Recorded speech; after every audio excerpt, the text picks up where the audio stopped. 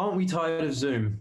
Um, I think despite its amazing capacity to connect us, I think it's a huge challenge, but we have to make sure that we keep discussing, we keep sharing, and that the ideas keep pushing through. So this is an absolute pleasure to come back and have the opportunity to share with MTF. I am calling in from London. My name is Harry Yeff. I'm also known as Reeps One.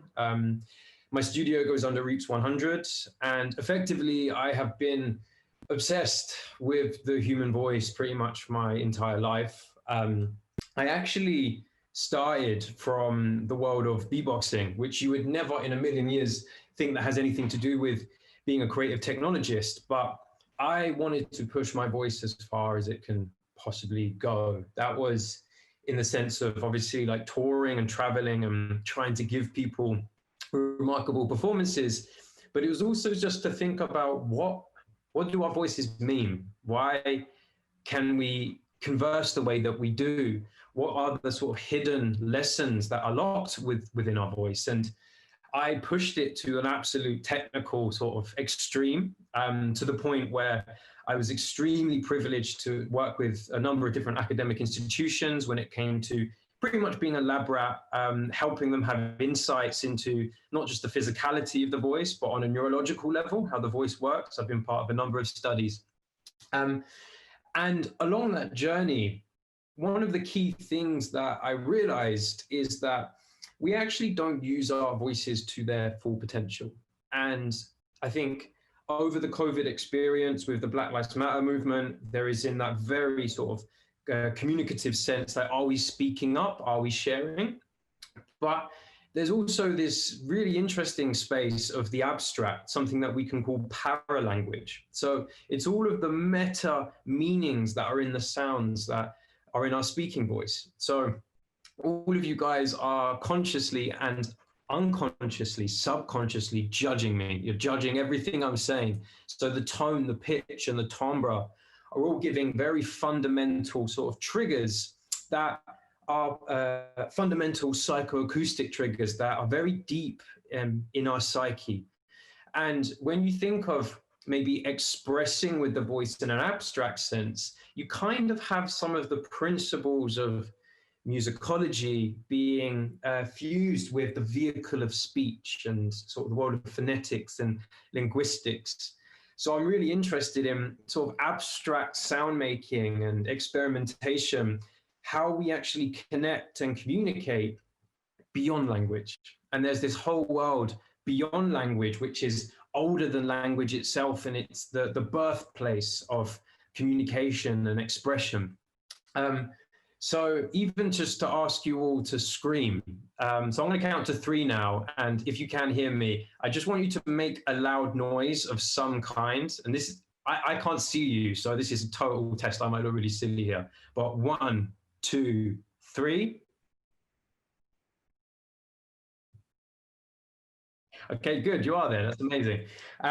So that catharsis of expression, there's something very, very interesting there, because if we hold back and we have a small voice, this very much affects how we think. And if we open up and we express, we have a completely different dimension of consciousness and how we feel we sit in the world around us. So my curiosities went beyond the music, and it became something more about how can we actually sort of connect with the world around us and ourselves. And that led me to start working with technology, because it's a very established sort of idea that the space of voice and technology, how we can use technology to connect with the world around us, is extremely interesting. So I'm going to do the scary thing here, which is to actually try and share my screen. It says that the host has disabled my ability to share my screen. So right now I cannot share my screen. Andrew, can you save the day? That would be really, really great. Okay, I'm the host now. Awesome. So here we go. Boom. So I'm just going to share my keynote.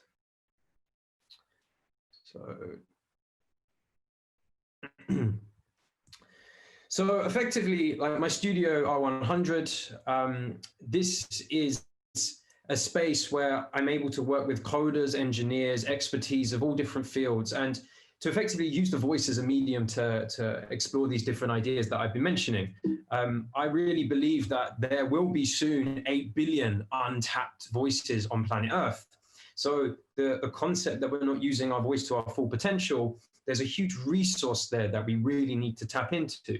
A lot of the experiences that I've made are installations, VR, AR, but I'm very interested in performance, how you can present a technology or sort of a piece that's been developed, a bespoke piece that can allow people to kind of open up. And I'm going to talk about pretty much like one example of that today, which I've been completely obsessed with over the COVID period. And it's something that I've mentioned at MTF before, but I can kind of show how this has kind of like grown. And I mentioned this idea of like the voice as an interface. And when you think about that, I think you can really think about the concept of the age of assistance, the fact that sort of home assistance, there's a huge, massive amount of funding that's being put into this idea of the voice being used to control the world around us. And it's still a bit clunky. It's not quite there yet, but there's something very, very powerful. I know that a lot of older people during COVID, it's been a huge resource to be able to actually use your voice to have a command that allows you to not have the fiddly parts that sort of younger generations are sort of used to when it comes to using technology.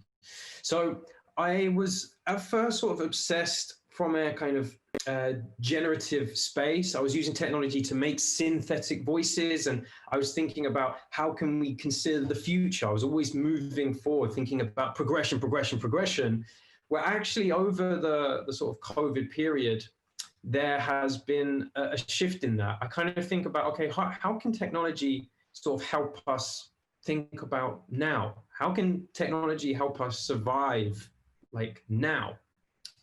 So before I do that, I just want to show a piece of work which is on a separate screen. So I'm going to stop sharing for 1 second, and I'm going to share a different screen.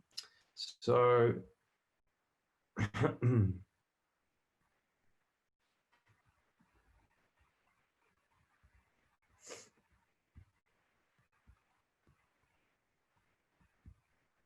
so this piece that you're about to see, can you see that? Can I get a scream again? 1, 2, 3.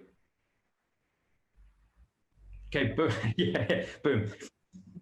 So the piece you're about to see here, this was actually a commission from United Nations. It was a collaboration with Walt Spinair.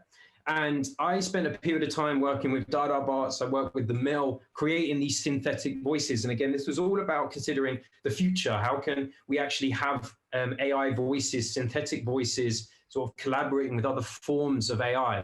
And what you're going to see here is effectively one of my artificial compositions singing to a generative three-dimensional GAN choreography, a dancer. So an artificial dancer dancing to an artificial voice singing. And this is just one example of the types of works that we put together. I'm going to play a very brief amount. So 3, 2, 1.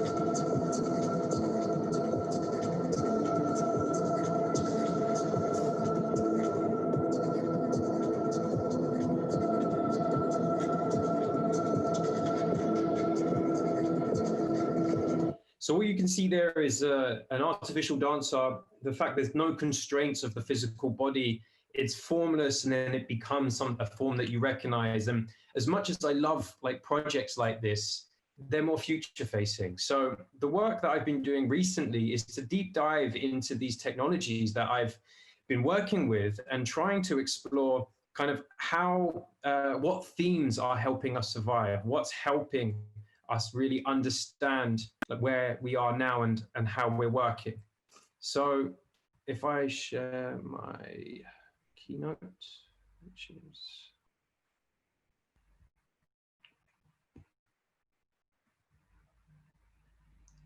excuse me.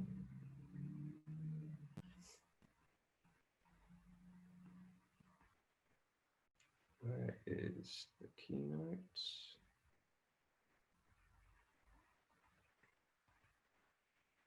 Here we go.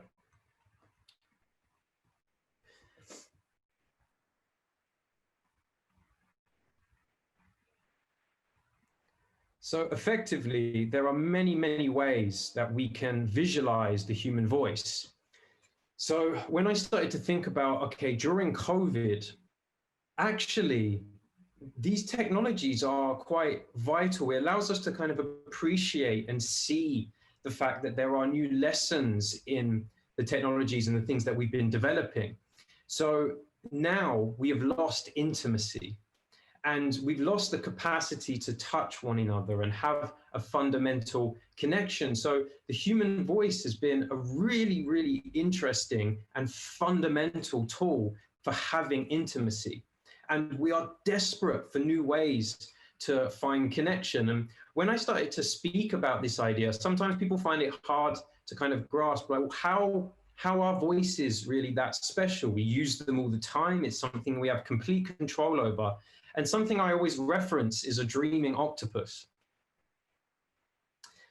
So the reason I reference a dreaming octopus is this was an incredible video that was captured, I think it was last year, whereas an octopus is normally sort of traveling, swimming around the ocean, as it sees its sort of background and where it's sitting as this incredible capacity to camouflage, this instantaneous ability to kind of change and shift.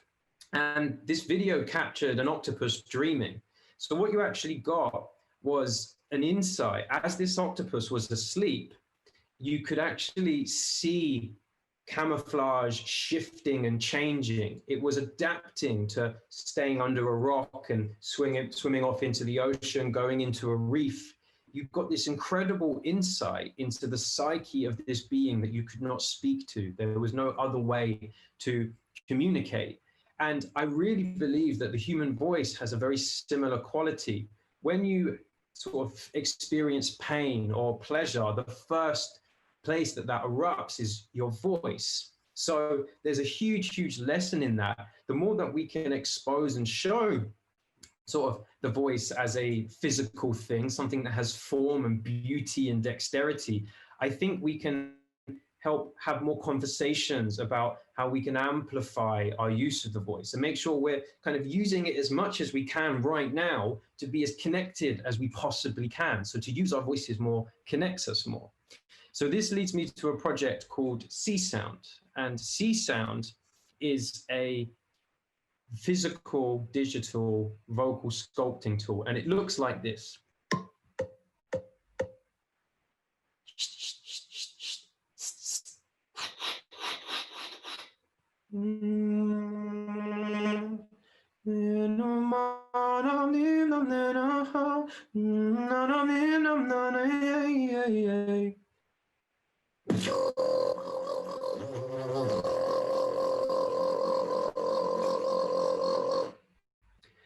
So this tool was developed with the Mill in London, in collaboration with London and New York, with an incredible creative director there called Rama Allen. And we wanted to explore this theme that actually every single human being has a remarkable tool. They have this incredible capacity to make unique sounds. And we wanted to show that it was precious. So you can see a lot of the sort of sculptures and the things that are made have this extremely sort of uniqueness to them, and they shine and they shimmer.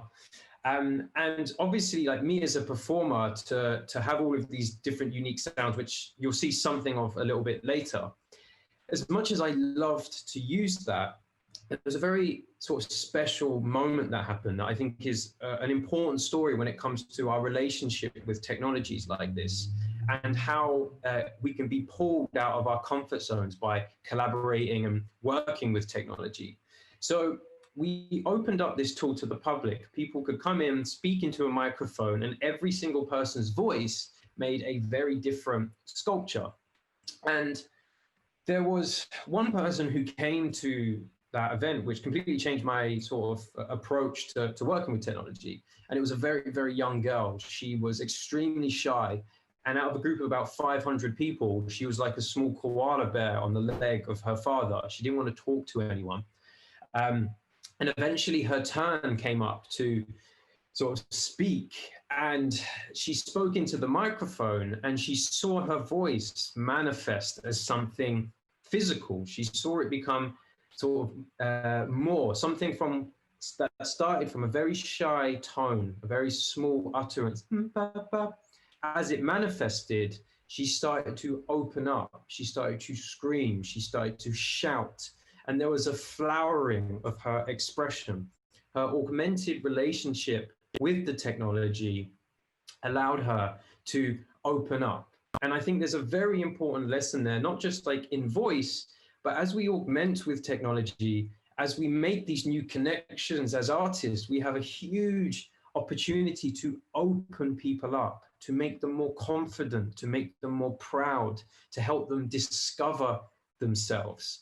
And using this tool as much as possible over lockdown has been really fascinating. And I wanted to make sculptures every single day to just show that there is still a voice. We still have this ability to express and share, and we have to be using technology to show how we can become closer. And the more we express, the more we shout, the more we scream, I think we have more opportunity to become closer and to find new forms of intimacy, understanding, and empathy. And we really need that right now. I think there's a desperate need for us to stay close and stay connected. And we never want to replace touch, but there is a responsibility for technology and new media artists and creative technologists to not replace, but find alternatives. And it's not about the future, it's about the present.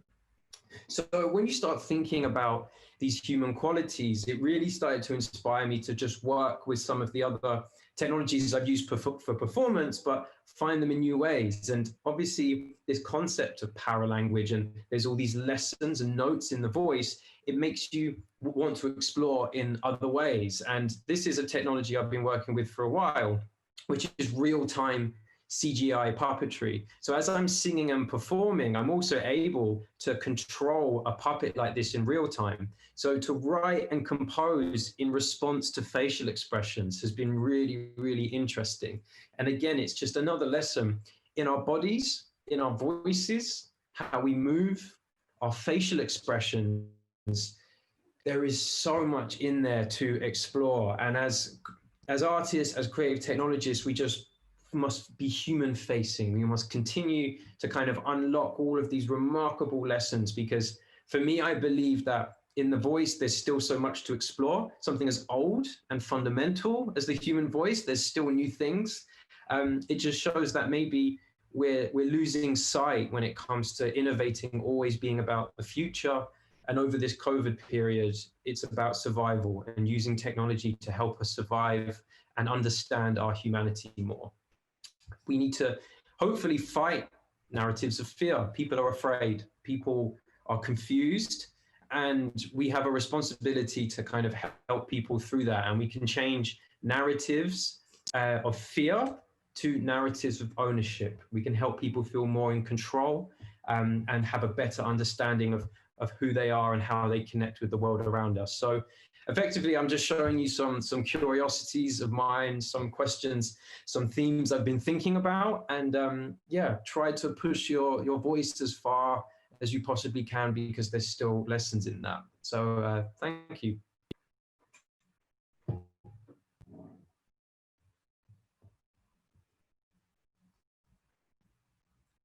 Oh, can't see my. Thank you. So I think maybe Andrew mentioned there's the potential of a Q&A. I'm not sure about that.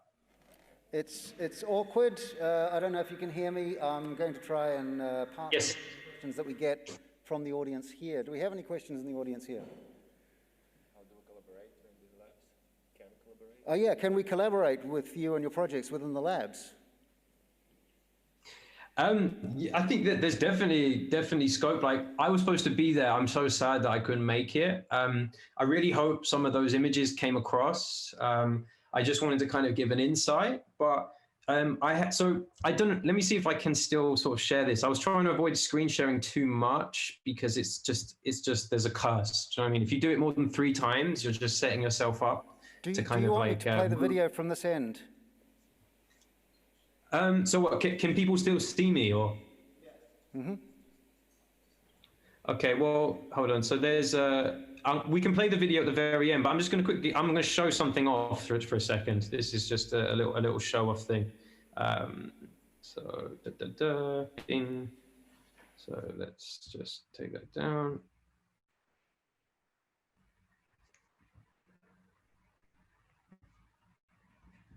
So bear with me 1 second. I think I'm doing the curse. I'm going to ruin it.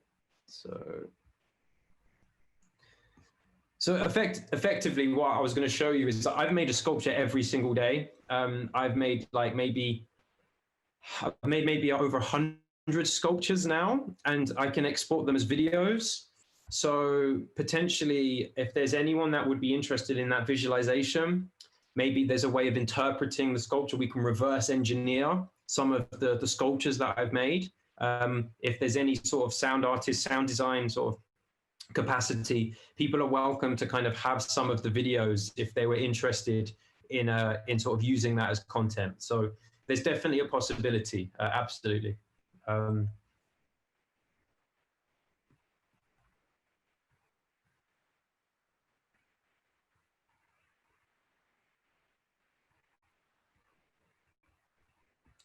hello, you still there?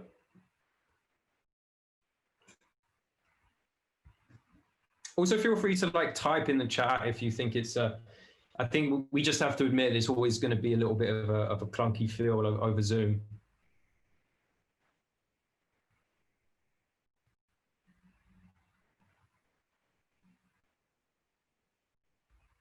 Oh, so okay. So basically, I can select maybe 5 or 6 like video pieces. They're about 10 to 30 seconds each. It's a spinning clip.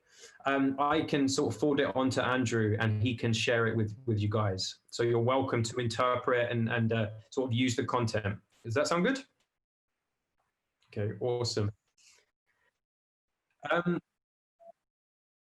Yeah, so I think what's probably best is like I'll sign off. I'll leave you guys to continue what you're doing. And the video you're about to see is just it's a piece that I composed with Dada Bots and Bell Labs. I'm part of the experiments in art technology at Bell Labs, which is a huge honor.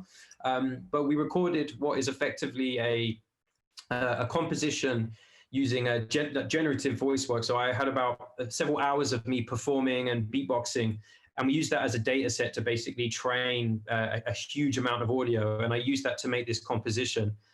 You'll see me duetting effectively with something I call a second self. And it's a piece of art, it's a piece of video art to help people sort of become interested in machine learning. The MTFers have seen it a few times, but I'm extremely proud of it. And if it gives an insight into sort of the level of work that sort of we do, and hopefully it's inspiring. So this idea that we can sort of be pushed by technology to become something more, that's always the theme in my work, whether it's voice or anything else. Like these things are here to like help us grow. So this piece is called Second Self, and thank you so much for listening to me. I hope some of the ideas came across, and I'll send those videos, so good luck. Wonderful. Thanks so much, Harry. We'll see you soon, and we'll cut to the video. We'll leave you here. Sounds good. Bye.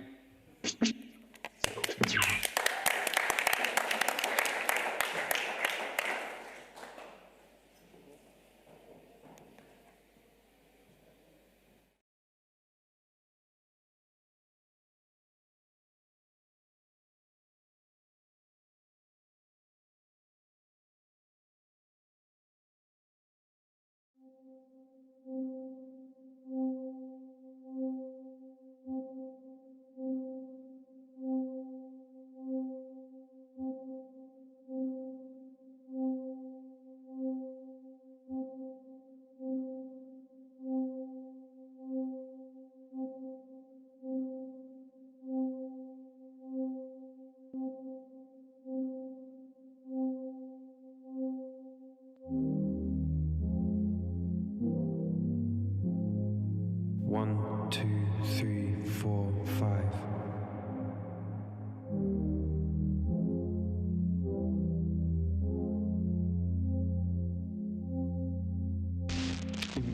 for what we why it is for 1, 2, 3, 4, 5.